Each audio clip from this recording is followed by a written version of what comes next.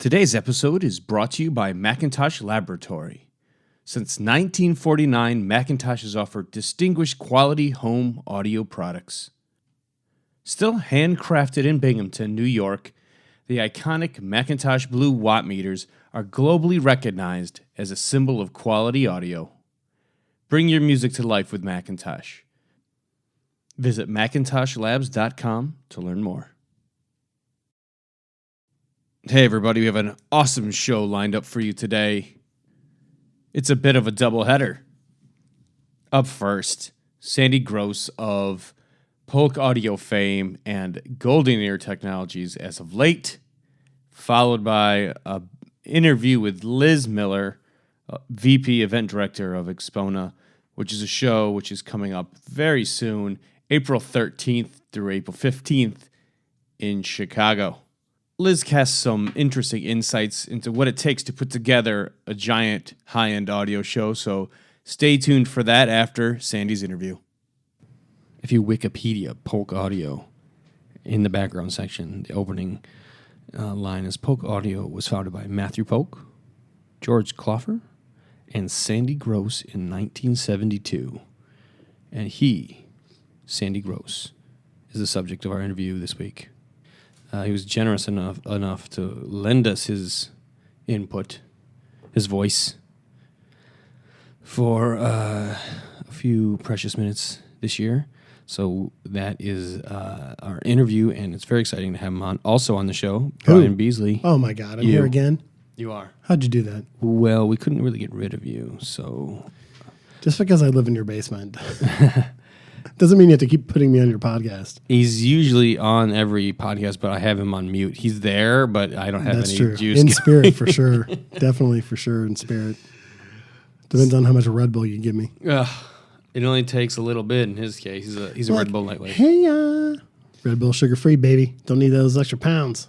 So, Sandy Gross, Polk Audio, and now GoldenEar. So he's still in the game. Still in the game. He's, at the helm of all these wonderful audio companies that are big, consumer-focused, and most importantly, from everything I've heard, the GoldenEar stuff is pretty spectacular for the price. So it's awesome. He's making good stuff, and he's a fun guy to interview. He's got a very interesting passions, and he's got a lot of kind of fun things he's interested in. He's full of life. There's not everybody in life is full of life. Some people are pretty downright boring. He is not that person. Who's the most boring person you ever met, Bees? God, would you even remember such a person? Wouldn't you just be like, immediately forget about them because they were so goddamn boring?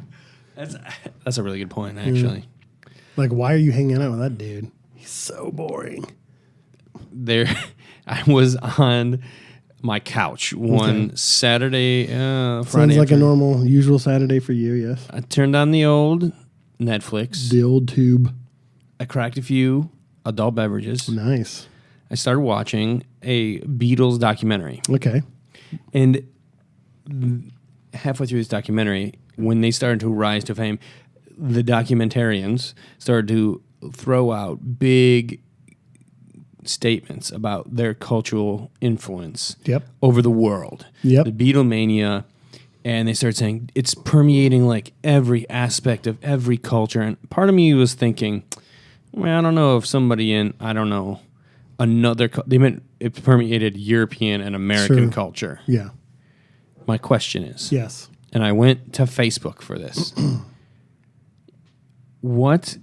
Is it still possible in today's world for a band like the Beatles to rise into cultural influence with our modern day music distribution? Now, fellow co-writer John Skanavich. Yeah, what did Johnny have to say? Quite a bit, actually. He was kind enough to write me plenty of words on the subject. And he wrote one huge difference is that in the Beatles' time, record honchos were still old white men accustomed to pushing Pat Boone. Who's Pat Boone? He's an old man singer, but he's awesome. Pat Boone rocks. these guys, to their credit, knew they didn't have a clue what the kids wanted to buy, so anyone with long hair got a contract. That would have worked for me when I was 16. 100%. Yeah, where are those contracts? I didn't get one. That created a wonderful diversity that was seen on record shelves and heard on the radio for about a 15-year period. The Beatles were at the forefront of that shift to rock and had a rare mix of talent and personality, plus an old-school producer who taught them a lot about traditional songcraft. That created a unique situation unlikely to be replaced. Now, I also think there is a certain perspective on today's music distribution where you're just not going to be able to frickin' have influence. Like, I hear pop music now, and there's no grip to it to pull along cultural. Just like kids will listen to your stuff, but are they going to really? Is it going to like shift perception to anything in any way?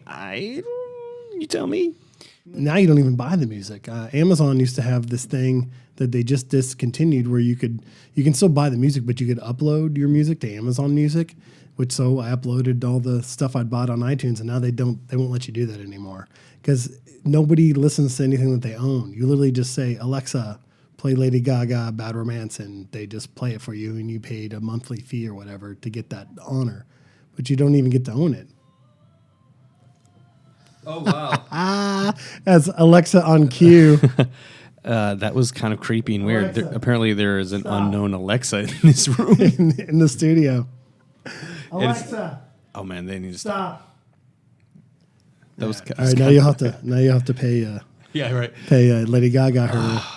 But that's a perfect example. Look, I literally just said, Alexa, play Lady Gaga, Bad Romance, and there it is playing in the other room on cue. That's literally my 3-year-old daughter walks in and just asks whatever she wants. Now she'll forget that song, and next week it'll be a Taylor Swift song, and the next week it'll be a Katy Perry song, and the next week it'll be something else. So that lasting kind of grip that I think like a full album of like, Sgt. Pepper's or Abbey Road or something like that. I don't think that exists. It does not exist anymore.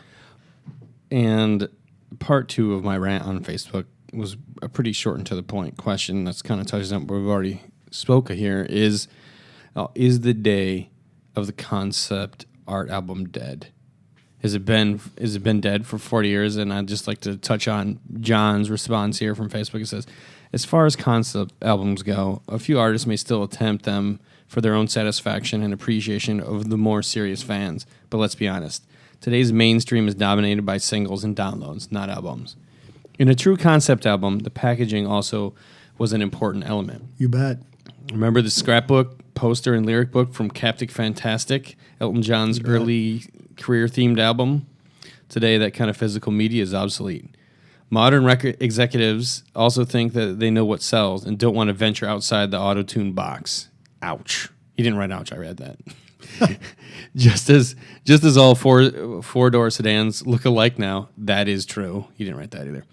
There's a boring sameness to many of the current artists, which the required sound now built around beats and hooks rather than melody, which I find very sad. I personally, he didn't write this, I'm speaking on my own here. I like melody. And it's a lot and really kind of absent these days. The producer is more important than the artist. The most important attributes for a performer to get signed to a record label are 1, be young and attractive. 2, be able to dance to the producer's beats. Singing and songwriting, not so much. Yeah, I remember, and this isn't a new thing. It's always kind of happened in the music business and trying to, anytime you're in some kind of artistic form, it's like, how do we get the perfect formula so we can just repeat it over and over again to make as much money as possible? I can remember I was assistant or shooting, I guess, second unit stuff on this music video in the early 2000s, and it was DreamWorks had signed this like 3-girl band, and it was exactly what you would think it was. It was the white girl, there was the black girl, and then there was the Asian girl. And they had met in an audition. They were cast as this band. And we were shooting at this really nice location up in the Hollywood Hills called the Stahl House, which is a really famous architectural house made of glass. And it was gorgeous. Like, the video was going to be beautiful. And I remember talking to one of the producers or their manager / producer. And I was like, oh, like, who's okay. So you kind of like made this band, but who writes the songs? Like, does the lead singer, is she like the one who writes the songs? And he goes, it's like, dude, no, I can buy 100 songs for $1. This has nothing to do with the song. And I was just like shocked by that. I was like, what do you mean? That's what you're selling. It's like, nah, man, we're selling those girls and the sex and the sex appeal and that they all look good together and they can all kind of, she brings the urban vibe and she brings the girl next door vibe and she brings the smart vibe. And that's what it's all about. And the music definitely took a backseat. Now, that said, never, ever heard of this. It never made it. That guy was completely wrong. And those people are nowhere. But I don't know. It was. I think that that actually rings very true in today's musical scene. One of the questions I often ask, if you guys listen to the show regularly, I have to often ask people what year is the last year that was like the tentpole for all music, because the answer most likely for a lot of people is farther back. Really good music hasn't been made for a long time now, I'm sure.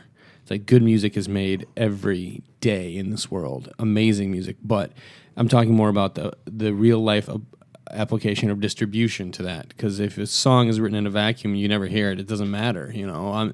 There's a layer to that I think is unfortunately changing because of like what we said, formulas. They need to make money because it's getting harder and harder every day to make money through that means. So it's sad, but guess what? There's plenty of good vinyl out there to grab and listen to too. That's true. I haven't heard every song on every album yet, although I've tried. It's obviously moving to a point where you just pay a monthly fee and you just get whatever the music is, you get it. But they don't own, their library isn't infinity. So you get to a point where it's like, well, vinyl may be the only place some of this music actually will ever exist. Like, it's not going to make the leap over into streaming, which is really kind of sad. Back to the subject at hand, Sandy Gross. We're ready for the interview. Let's do it. Spin away.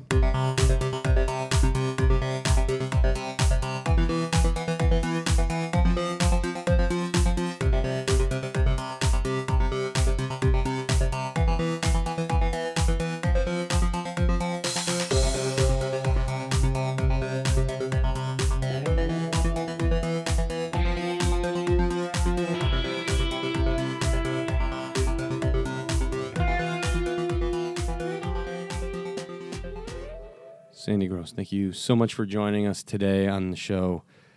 Glad to be here. Of GoldenEar legend, but a man who's been in the industry for quite some time. How many years exactly do you think you've been working in high-end audio? Since 1972. So what would that be? 45 years. Wow. That is, I wasn't even born yet. I can say that, but not much later, unfortunately. So I like to kick it off by asking where are you from originally? Where were you born? I was born and grew up in Brooklyn, New York. Really? Yeah. That's fun. And did you stay there? Have you moved around a bit? Well, basically, I grew up in Brooklyn. I went to school at Johns Hopkins University in Maryland, so I left Brooklyn more or less, when I was 18 and went to Maryland. Graduated from Hopkins and more or less stayed there. Yeah, cool. Yeah. And what was the degree? What did you study? Well, interestingly, I'll discuss that a little bit. When I was a teenager, I was a professional slot car racer. I don't know if you know what that was. I'm not familiar. Well, slot cars were these, you used to have these big tracks with cars, 124 scale cars that you put on the track, and some of these tracks were 300 feet long. And I was a national champion, one of the national champions, and I built the cars and worked for companies, worked for a company in California, even though I was in Brooklyn, and designed products and built my cars. And so when I went to Hopkins, I thought I wanted to major in engineering. I got to Hopkins, and engineering turned out to be more like theoretical physics, and basically was mathematical, and I wasn't too interested in that. Okay. So I changed majors, and I graduated in social and behavioral science. Yeah, that's fun. That's fun.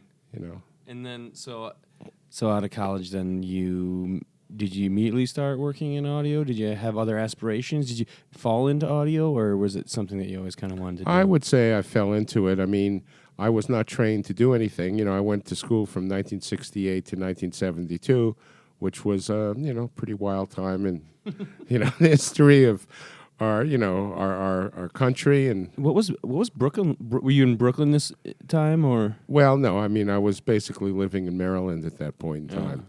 So it was drug, sex, and rock and roll.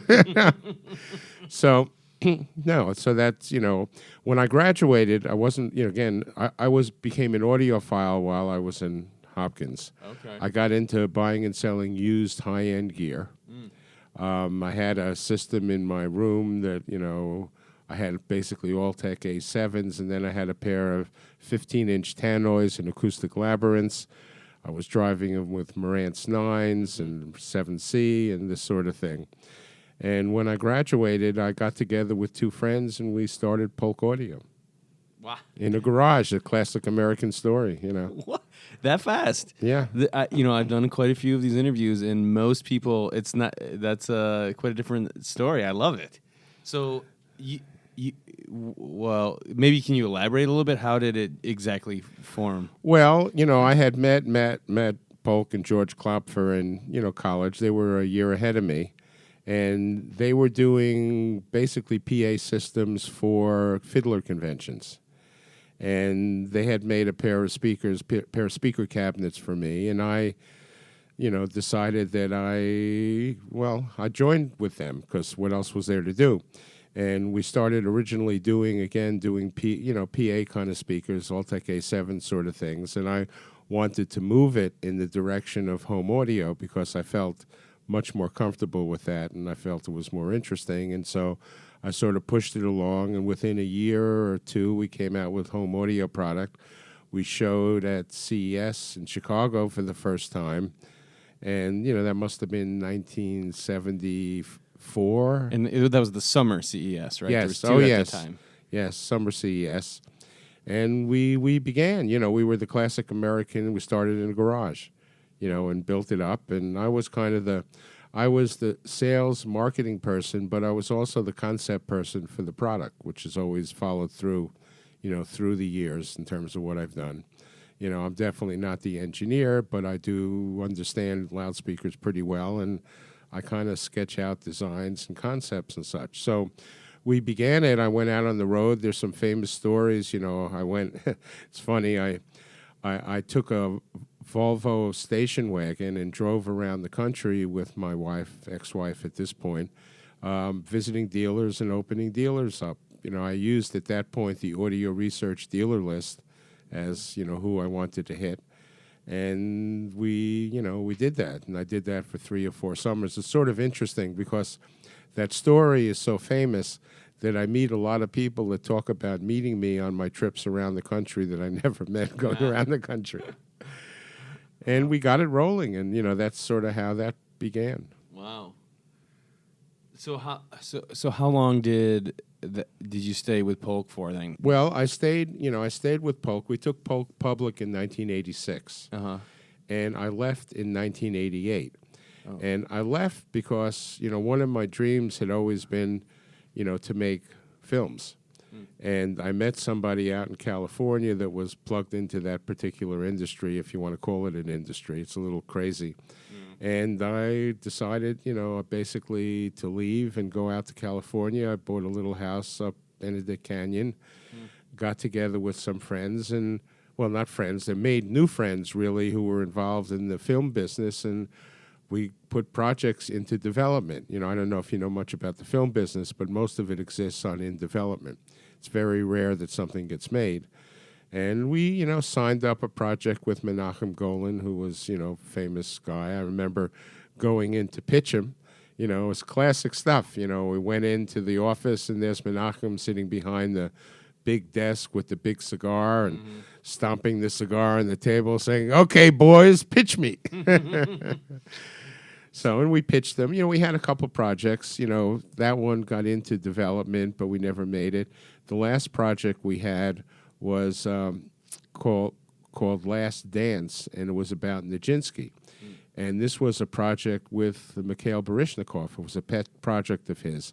And he wanted it made. He was going to get paid on the back end. We had, Deborah Winger was going to be in it, and a lot of, famous people who were really good. But we could never get the funding because, we could have made the whole film for $2.5 million, but the script was so bad nobody wanted to touch it. Then I decided to get back to reality, came back to Baltimore, and we started, Definitive Technology. So how long did that phase kind of last for the Hollywood phase, let's call it? A year and a half, 2 years. And did you feel like it was a learning experience? Did you enjoy yourself, or was it? Well, plus and minus. I enjoyed it. It was pretty, interesting experience. I met a lot of the, the Hollywood types. I discovered that most of these people were broke. Yeah, I do live in Los Angeles now, and my friend told me I learned this as quickly as I moved there. They have a motto called "Fake it till you make it," and not many people end up making it. Right. If they get any money, they're using it to fake it. Yeah, exactly right. Yeah, I mean it's very alluring. I think I feel like if in a particular position, I would be very, very drawn to that kind of same thing. But it's fun that you have that experience to look back on too. Just like, well, I went out and I gave it a try. I'm sure there was a little bit of risk involved, but you came back to reality. Like I love how audio is reality. I mean, some people when I try to explain what I do, they were like, they think this is some very unique fantasy world.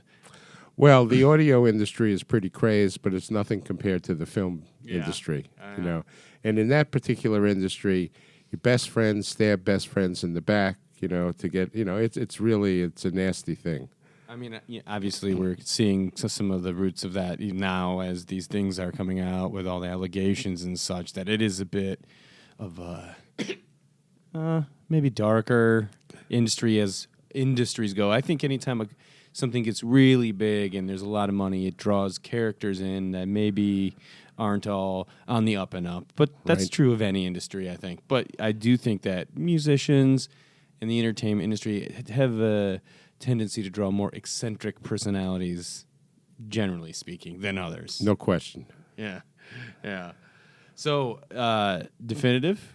Now what year are we at now? We're 1990. 1990. So basically, I came back and wanted to do another project. I got together with two friends of mine, Don Javogue and Ed Blaze, and we actually, before we launched Definitive, we went out to look at Dahlquist. I knew John Dahlquist quite well, and Saul Morantz was a mentor of mine. Saul had left Dahlquist by that point in time, but John had a terrible accident, and they basically were trying to sell the company. He wanted to sell the company. So I went out, and we looked at it and talked to them, and we actually made an offer on Dahlquist. But the person, one of the people involved there wanted to continue. He basically didn't want us to buy it. He wanted somebody else to buy it. Mm-hmm. And he got his wish. We got another $100,000 for John because they had to up the bid for the company, and he bought the company, and we went on to start something new, which turned out to be a good decision. And we built our first product. It was, my concept of what to do was the BP-10. We brought it to Chicago for the summer show again, because that was still going on, the summer show, and showed it, and we walked away from the show with 50 dealers. Wow, just like that. Well, yeah, and I remember, another loudspeaker manufacturer, was saying, well, people only took on, Definitive because they'd done business with Sandy before, not because they thought the product was better. Well, part of business is to do business with people. We came away from the show with 50 dealers, and we were off and running, and, Definitive grew. It became quite a substantial business. And in 2005, we ended up selling it. We sold it to a private equity group. Basically, it was Directed Electronics that was owned by the private equity group. And I stayed on until 2009, and I left in 2009. So interestingly, during that time when I was there, the private equity group bought Polk. So my two companies were together again. That was pretty cool. And I left, and that particular private equity group sold it. And that company now is, basically Sounds United, and they bought Denon and Marantz and just recently Class A. So in a lot of ways, I was very, instrumental in what's gone on there. But, we started GoldenEar in, 2010, I guess. We showed the product for the first time. I just felt I wanted to do it again for whatever strange reason. Well, that's what I was going to ask you. So it just sounds like that, you've had so much, you accomplished so much. Why keep doing it? I mean, it sounds like you had the Hollywood stint, and that's probably what I would do in your situation as well. Pardon me, to be honest. But, you're here. You're still doing the thing. What's your drive? What's your motivation? Why not do something else? Well, I think I'm what's called a serial entrepreneur. So, you do what you do well, and I tend to do this pretty well. So I don't know, I just felt I want to do another company. We did another company. And as the companies evolved, there's a continuity between all the companies in terms of what I've done. But clearly with GoldenEar, I am a crazed tweaky audiophile. I mean, I have single-ended tube amps. I was the person who, back in the late 70s, introduced the first super speaker cable.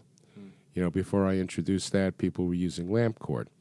So, this is the sort of thing that I do. But, with GoldenEar, I wanted to make product on a higher level than what we had done before. And, still with a quality value orientation, but something, that was more, better. Have you made like a $50,000 speaker? No, we've never made a $50,000 speaker. Or 20 or anything? Never, no. Is there a reason behind that? Well, I think you have to offer value. I think it's very, to go in and compete with $20, $30, $40, $50,000 a pair speakers, certainly back 10 or 15 years ago, but even now, it's difficult. How many of those are sold? I think the real challenge is to build product that offers the kind of performance you get from speakers in that price range, but that is much, much more affordable and more value-oriented. Our products are not cheap, but they offer tremendous value. So our current flagship, the Triton Reference that we introduced a year ago, is $8,500 a pair. So you're getting there. You're not like the high end of the high end, but I mean, that's good. That's good. Yeah. Have you worked with many different engineers over the years? Well, there was the group at Polk, and then really the group of engineers that we're working with today were very it's a similar group to whom we work with at Definitive. What are the outstanding qualities of a really good loudspeaker engineer in your mind? Well, I think a good loudspeaker engineer, first of all, has to know what good is. I hear some pretty expensive products that don't sound very good. So I wonder, do these people really know what good is? I think, a lot of them don't. And they have to be skillful. They have to be skillful in terms of designing something that can be manufactured, and they have to be skillful in terms of helping it to get produced. Not knowledgeable and, firmly rooted in reality. Yeah. So with GoldenEar, I have noticed that your loudspeakers are pretty narrow. Is that what's the reasoning behind that? Well, people often ask me, are the speakers narrow because they sound better, or are they narrow because they look better? And luckily, I'm able to say, really, it's for both reasons. Imaging is very, very important to me, the sound staging. To me, good imaging, where the speakers disappear and the music is arrayed before you with width and depth and hopefully even height, is a real magic, and it helps to put you in the environment of the recording or where the music was made, or put the musicians in your room. So what I found years ago, and this is sort of interesting, going back to Dahlquist and John Dahlquist, John Dahlquist, who made great imaging speakers, felt that a speaker should be the width of a human head because you're most focused on the sound of the human voice and the diffraction that you get. And you get diffraction off of a baffle. You're always getting some diffraction. So if you get diffraction that's similar to what happens when you speak because of the width of your head, that would be most natural. So we found that narrow speakers image much better than wide speakers. And the reason for that, again, it relates to diffraction. You get diffraction off the drivers that runs along the baffle, and then it's re-radiated at the edge of the baffle. If the baffle is narrow enough, it's re-radiated very quickly, and it's a short enough time delay that you don't hear it as a delay. That when I talk about hearing it as a delay, you don't hear it like an echo, but you sense it in terms of your hearing mechanism. So by having a very narrow cabinet, we get much, quicker diffraction, I guess you could say, and the imaging is much better. And then again, from a standpoint of industrial design, I think a narrow speaker is much sleeker looking and really nicer looking, so we can have a bigger speaker, but something that's not as imposing, in the room. It is what it is, but... Do you have like a track or a reference track that you listen to when you're like listening to a speaker for the first time? I have a lot of reference tracks that I listen to. So it's I listen to solo voice like Anna Karam. I listen to things like Cantate Domino. I listen to Enya. Enya's something that really images well. I mean, I have a lot of jazz and Coltrane I listen to, and so I listen to a lot of different tracks because we want our speakers to sound good on all kinds of music, hopefully, so we voice them to be very natural. And at the same time, we want our speakers to perform well for home theater because, the listeners today, most people don't have a dedicated music system. If they're lucky, they have a really high quality system and they'll listen to both music and watch movies. So speakers have to be dynamic. A lot of the things that are really good for music are not negative for music, but they're good for home theater too, are dynamic range and imaging. Both of those things are important both for music and home theater, and they're not negative for either. So that's, where we're coming from on that regard. Yeah, it's been kind of interesting as I've asked people that question because it's been everywhere from Tracy Chapman's Fast Car, and then a gentleman just this week said Rage Against the Machine is the appropriate reference track because it represents the full spectrum of sound. And I think the difference between those songs are pretty wide, but somehow both people felt that was a reference track that represented full sound, so you get the full pull of any kind of painting. So I thought that was very interesting.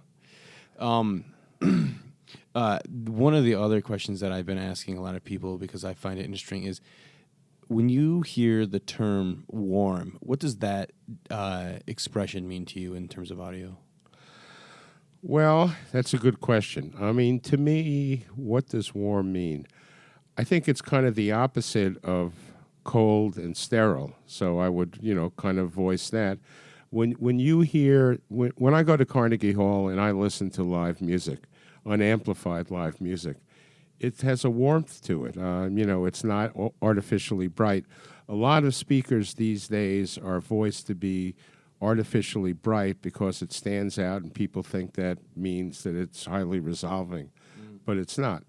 Part of the key is to design a speaker that has, that's resolving, that has great clarity, but has real clarity. And, again, you listen to live music unamplified, and the difference is pretty clear. What happens also, though, is, in terms of popular music, it's very rare that you get to hear live popular music that's not amplified. Luckily, I spend a lot of time in New York, and I have at the Rubin Museum, they do live unamplified concerts, with people singing and instruments. So I have the opportunity to hear that, which almost you never hear. Yeah, I couldn't agree more. I feel, and not as quite an elegant explanation, that some manufacturers will play with the treble in order to try to create the illusion of more detail. Exactly. And I think it happens. It happens. It definitely does. But a really good speaker or headphone, it'll be good without a treble peak anywhere. If it feels flat and it's still resolving, especially around the human voice, it sounds like, someone speaking right in your ear. And I think there's a bit of warmth that has to do with that too. The human voice has a natural warmth when you hear it in real life. When someone speaks to you directly, that is kind of the essence of warmth to me. Yes. Yeah, it's like natural, real, and you recognize it in almost like a primal way. The believability of it, and I think that's kind of my take on it at least. So, I do. I thank you so much for coming on the show, Sandy. I appreciate it and all your insight into your background. So, thank you so much for coming on. It's great to be here. I appreciate you having me. Thanks.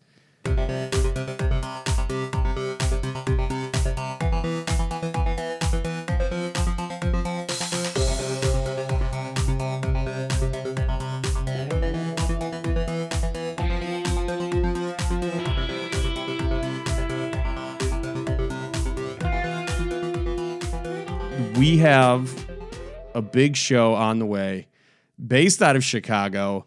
And Liz Miller is the lady in charge of this big guy. And how long have you been involved with the show for? This will be my fourth Expona. So you're at 4 shows. The show itself, in its capacity as it's run now, how many years has it been like that for? The show's been around for 9 years. So the Westin in Chicago, it was had a lot of floors, but you guys outgrew it. And this year, what's the building? What's the scenario we're looking at for Expona? So we moved to the Renaissance Schaumburg Hotel and Convention Center, which is really cool because it's a convention center and hotel all in one. They're attached. So it just gives us a lot more space to grow the show. And how many rooms of 2-channel listening are we kind of staring down the barrel of this year?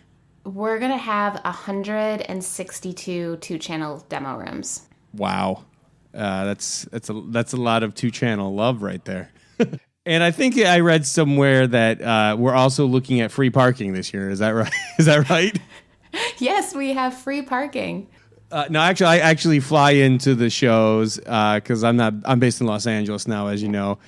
So parking doesn't affect me, but I think that's, considering the parking scenario at some shows, free parking is pretty sweet. I think it sweetens the deal a little bit. So as you're kind of looking at this upcoming event, what are you most excited for in terms of this show for 2018? By moving to a convention center, we now have an expo hall where we're putting the headphone area, our ear gear expo, all of our vinyl, which we're calling the Expona Record Fair, and then our former marketplace with the cables and turntables and all the other gear that you could find in the marketplace is all combined into a true large expo hall. And then the other thing that I'm really excited about is our evening concert. So we've got a concert on Friday night, which is it's called An Evening Without David Bowie, and it's a presentation and band that's going to follow it up with some Bowie songs. And then on Saturday night, we have our blues review, so that'll be really cool. It's a local Chicago band with some special guests.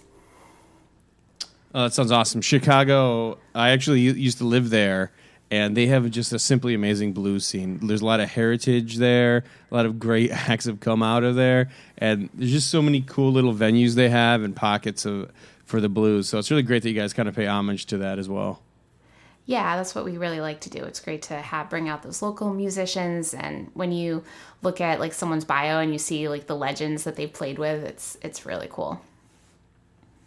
So you've been doing this for a couple of years now, and I was always kind of wondering, from your perspective, it would seem that you didn't start out doing this endeavor as an audiophile. Is that correct? That's correct. And so as you've done this, certainly you've probably been immersed in more audiophile culture than even an audiophile probably does, because you're right there at the helm of this thing, and you're like meeting so many of these people, meeting all the vendors, and really kind of getting exposure to this. In your mind, what kind of transition do you think that you've like personally gone through in terms of seeing it from an outsider to really being an industry insider? It was kind of this world that I didn't know existed. I think, growing up, I even had like a record player, or I could remember having, one of my uncles having like a reel-to-reel machine and not really knowing what that meant, or like what it, like, especially the reel-to-reel machine, like never saw it played. And now coming to the show and seeing all of this cool gear and seeing how passionate the whole audience is, it's really exciting. But I think what's cool for me is that as someone who wasn't an audiophile, I think, how this industry is going to grow and how the show is going to grow is by bringing in new people. So I can kind of always be thinking about my experience as a newcomer and what resonates with me, in order to help grow our show and even help our exhibitors, our industry insiders who know so much, help them relate to the larger public. So Liz, what in your mind is one of the biggest challenges that you kind of have in organizing these events and pulling everybody together? I think, one of the most challenging things with this event is really how many pieces go into putting together a demo room, or having an exhibitor in the exhibit hall, and trying to collect all that information and explain it to the attendees, because they want to know so many details of what's going on, and getting all of that information together. So that's one challenge. But I think another part of it is also, for me as the event organizer, explaining what the experience is of going from room to room and auditioning the systems and getting the chance to compare. That's not something that's easy to explain through text or in an ad. Like, you really have to get creative in order to get someone excited about that, because it's the show is really such an experience. It is, and walking from room to room it's such a unique thing. So in terms of all of the shows in the U.S., we have Rocky Mountain in the middle of the U.S. We have two shows kind of duking it out here, I think, on the West Coast this year. Where do you guys kind of see your position in all of that? Do you guys have any aspiration, guys and gals, of course, have any aspirations to move to another city? Do you guys like Chicago? Do you want to blow it out and go worldwide? Like, what kind of direction do you think in terms of those? Our current vision is to stay in Chicago and really blow out this show and have it be the one time a year that everyone in North America that's a part of this industry comes together and meets with a huge audience of consumers, but also it becomes an opportunity for the industry to meet with each other. So we really just want to grow this one event and have it be like the North American marketplace for high-end audio. From your experience looking at the back end of things, what do you think is the maximum number in its current state that you could pull into a show? I look to what Munich can do as my goal ultimately. And, that's a little bit of a different culture, and they have a lot of industry folks that attend there. So I look to that as what we would want to be. But I think in the U.S., if we could have like one day be able to say like that we had 10,000 people at the show, I think that would be amazing. Yeah, that'd be a pretty hefty show. I'd like to see that. What is your favorite audiophile song that you hear in the hallways? Oh my God, I don't know if I have a favorite. I've heard Take 5 so many times. Take 5? Yeah, I think that's what it is. Like, I just hear that. I think that's a really popular auditioning song, like for comparing systems. Like, I love it when I'm walking down the hallway and I hear something really different that's maybe not necessarily an audiophile song, but it's something that makes like the system sound amazing, but I'm kind of like, oh, like that's a different version of a song that I've never heard before. Like, that's what I get excited about. So I do feel like one of the popular things to do is to play a cover of a popular song that's been reproduced in a much better way. So like cover artists will dump a ton of time and energy into high-end production, and recover a song. So you'll hear like the acoustic version or the reggae version. There's all these kind of like little tweaks that they'll do, but it'll be by some artists I've never heard before. But the production values really well, and it kind of works. It's pretty interesting, I think. But of course, the number one classic song that I loved, I always hear. I said the word love, but I always hear it. The acoustic version of Hotel California, I think, is pretty prevalent. I will say this. I have heard metal on occasion. It's rare. It's like this 1% kind of thing, but every year, at least once at every show, I hear a metal song, which always shocks me to my core. Yeah, we should have more of that.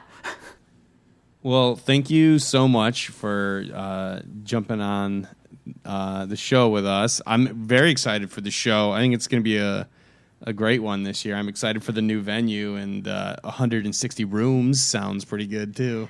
Yeah, it's going to be really cool. I'm excited. Very cool. Well, hey, thank you, Liz, so much for joining us, and I appreciate you taking the time out of your busy schedule. Thanks so much for having me, Brian. I appreciate it.